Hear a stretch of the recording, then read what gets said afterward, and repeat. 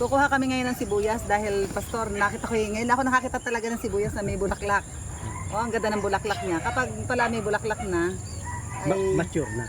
matured na. Yung pwede na siyang i-stock na matagal ang ating sibuyas. Alam mo pastor, ito yung minsan sa isang linggo, gustong-gusto ko talagang kakain ito. Kapag ito'y wala na sa aming lagay ng sibuyas, si pastor ay aking kinukulit.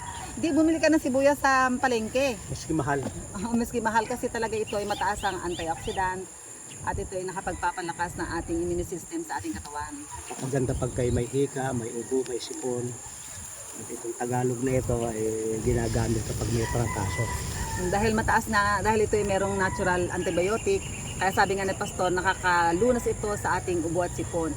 Kapag nga ako'y may lagnat, pastor, ay gustong-gusto ko talagang kumakain ng sibuyas. Pero maganda pala ito sa atin ay lalagain, pwedeng lagain siya. At yung pinakakatas niya ating kainin. Pero talagang masarap talaga ang merong sariling tanim. Tinan nyo ito ating bubunutin natin. Hindi siya nakalubog, dapat nakalutang. Ay kita na agad na malaki. Ah. Itong merong bulaklak nga ay subukan nating tingnan. At aba talagang malaki na rin siya oh. Nakakatuwa, kahit oh. 6 months pwedeng i-stock yan.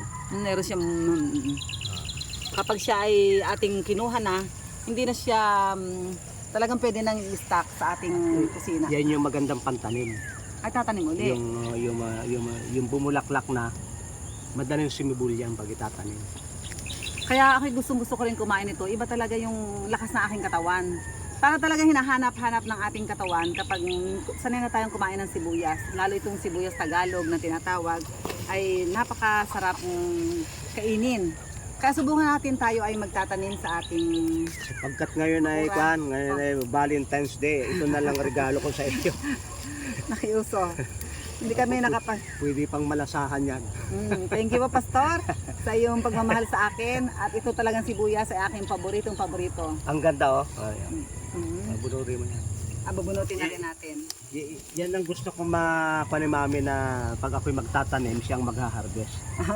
Dahil nagdadagdag ng ligaya sa buhay yan na hindi ka nabibili, Ganda. sarili mong tanim, organic, hindi ka takot kainin. Kaya ito ikwan Sarap kainin talaga ng... ating pararamihin pati yan at ngayon ay summer maganda magtanim kasi 45 days lang pagka sibol pwede mo nang i-harvest. Kaya po marami pong salamat sa patuloy na pagsubaybay sa amin sa mga ka-natural ni Pastor Vito.